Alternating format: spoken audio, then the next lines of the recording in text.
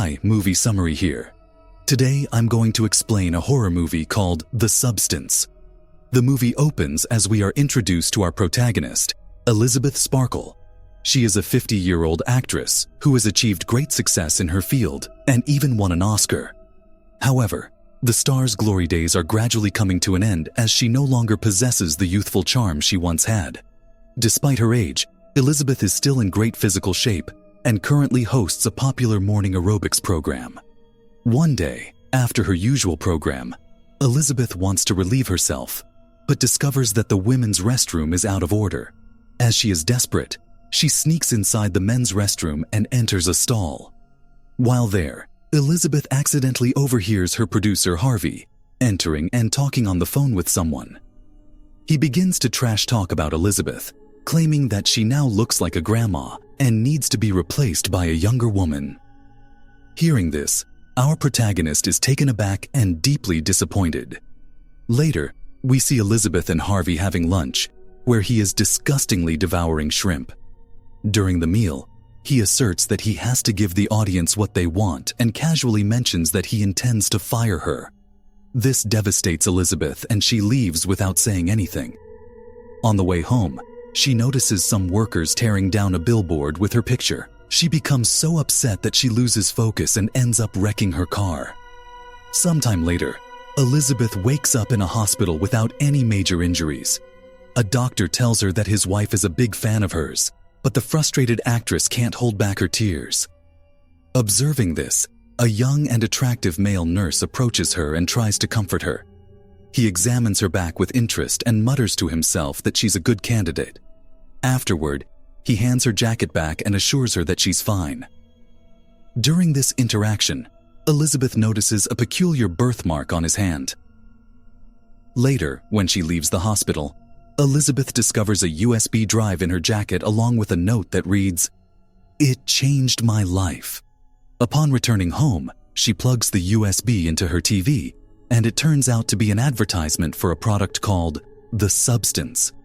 The product promises to create a perfect clone of a person, one that is younger and an improved version.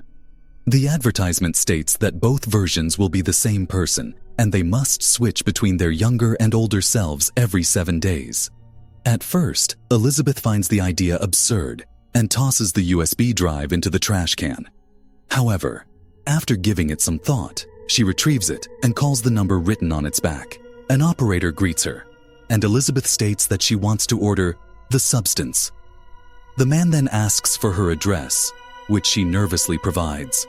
After that, he gives her the address of a location and abruptly hangs up without saying further, leaving the woman confused. The next morning, Elizabeth receives a key card with the number 503 in her mail. She immediately heads to the address provided by the operator and arrives at a dark alley in a shady location. Using the key card, she unlocks the gate and enters an immaculate room filled with several lockers. She then opens the locker labeled 503 and grabs a package from inside. Upon returning home, Elizabeth grows impatient and quickly opens the package. Inside, she finds several ingredients neatly packed, including an activator, stabilizer, a switch kit, and food for both versions. There are also instructions stating that the stabilizer must be administered daily and taken from the primary person. Most importantly, the two must switch places every 7 days without exception, and they must always remember that they are one person. Next, Elizabeth heads to the bathroom and injects herself with a green liquid, which is an activator. This causes her pupils to split, and she groans in agony as her back begins to rip apart. Elizabeth soon loses consciousness, and we see a whole person emerging from her back.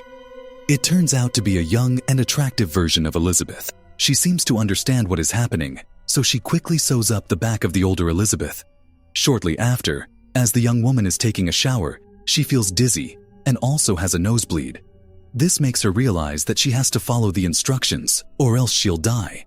Hence, she quickly extracts stabilizer fluid from Elizabeth's spine and administers it into her, making her feel rejuvenated. The next day, the young woman notices an ad in the newspaper placed by Harvey, looking for young and attractive women. She decides to give it a shot and soon arrives at the audition wearing a swimsuit. There, she delivers a stunning performance and introduces herself as Sue, which impresses the judges. The young woman immediately captures Harvey's attention as well. He seems enchanted by her beauty and hires her for the aerobics show. Sue then informs him that she won't be available every other week because she has to take care of her sick mother. However, the perverted producer is unwilling to lose her, so he agrees to adjust to her schedule. The next day, Sue has a photo shoot, after which billboards featuring her image adorn the streets. She then spends the rest of the week rehearsing and updating her wardrobe. However, the week soon comes to an end, and according to the rules, the two must switch bodies. Therefore, she heads to the bathroom and exchanges consciousness with Elizabeth using a switching kit. Moments later, she passes out while Elizabeth finally awakens. The older woman is initially confused to see the strange girl, but she soon realizes that this is her own younger version. The next day, Elizabeth goes to work, but Harvey casually informs her she has been replaced. The woman is upset at first, but feels a bit of relief when she learns that her replacement is none other than Sue. Following this, her days become dull, and she spends her time scheduling the transition, watching TV, and getting the refill kit of substance for the next week. It almost seems like Elizabeth has lost the will to live, and all she cares about is her fame. After the designated week passes, Sue wakes up with excitement. She spends her days doing photo shoots and appearing in high-profile commercials. One day, Sue brings a young man home, and the two begin making out in the living room. However, during this time, she suddenly experiences a nosebleed and remembers that it's time to switch their bodies. Unwilling to interrupt the lust and debauchery, she heads to the bathroom and approaches the unconscious Elizabeth. She then takes the stabilizing tube and extracts more fluid from her body without thinking about the consequences. This finally makes her feel better, and she returns to continue her fun with the young man. The next morning, when Elizabeth wakes up, she is horrified to find one of her fingers decaying. Panicked, she immediately calls the operator and informs him that Sue abused her time, and now her finger has decayed. She then asks how to undo this, but the man responds that both must strictly follow the rules and respect the switch of bodies. He tells her there is no way to fix her finger but urges them to be more careful from now on. In the afternoon, Elizabeth heads to a coffee shop where an old man keeps staring at her. She soon notices that the man has the same birthmark on his hand as the young nurse who treated her at the hospital. Moments later, some items fall out of his pocket, and Elizabeth spots a keycard labeled 203, which looks just like her own. This makes her realize that the nurse from the hospital is, in fact, this old man. He then casually asks how she's doing, and Elizabeth replies that she's fine. The man reveals that soon, their alternate versions will start consuming them, and it will become harder to remember who has the right to exist. He then asks Elizabeth if her younger self has started consuming her yet. However, Elizabeth becomes too scared to answer and hastily leaves the cafe. In the following weeks, Sue skyrockets to fame, quickly becoming the nation's #1 star. One day, Harvey informs her that ever since she joined the show, their ratings have been rapidly increasing. Therefore, the TV channel now wants her to host the New Year's program in a few months. Sue is thrilled by the opportunity and is willing to do whatever it takes to secure it. As a result, she begins taking extra time and the spinal fluid from Elizabeth. This causes Elizabeth to age dramatically, with most of her body parts beginning to decay. Her hair and teeth begin falling out, and she looks over a century old. She tries to complain to the operator, but he tells her it's their problem to solve on their own. The man states that she can end this at any time, but Elizabeth also doesn't want to give up such a beautiful second version of herself. In the following weeks, Elizabeth spirals into heavy drinking and binge eating during her conscious days.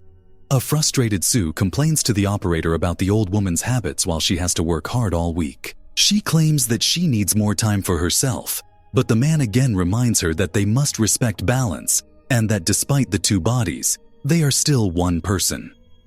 One day, Sue crosses all limits and extracts a large amount of fluid from Elizabeth. She then carefully stores it in several tubes and decides to delay the body swap for as long as possible. In the next scene, 3 months have passed, and we see Sue and his boyfriend at the apartment. It turns out that her highly anticipated New Year's program is finally happening tomorrow. At this critical moment, Sue gets a nosebleed and feels extremely ill. She goes to inject some fluid, but unfortunately discovers that she's already used all of it. In a panic, Sue calls the operator and begs for more fluid. However, he responds that Elizabeth is the only source and they need to switch bodies to replenish the supply. Sue explains that she has an important event tomorrow, but the operator refuses to listen to her rambling and hangs up. Using the last of her strength, Sue then crawls to the bathroom to begin the body switching process. Meanwhile, her boyfriend hears noises coming from outside and asks if she's okay. By this time, Elizabeth has woken up, now a grotesque figure with a misshapen hump. She yells at him to leave her apartment, and hearing such a terrifying voice, the man runs away in fear. Afterward, Elizabeth looks at herself in the mirror and is horrified by her grotesque appearance. She immediately calls the operator and says she wants to stop the experience. The man responds that they will deliver the termination kit to her locker, then hangs up. The next morning, Elizabeth heads to the locker room and retrieves the final batch. When she returns home, she drags Sue's unconscious body into the living room. She opens the package and prepares to inject the termination fluid into the young woman. But moments later, she notices a bouquet sent for Sue, along with a note wishing her good luck for tonight. This makes her feel bad, so she changes her mind and instead tries to revive the girl.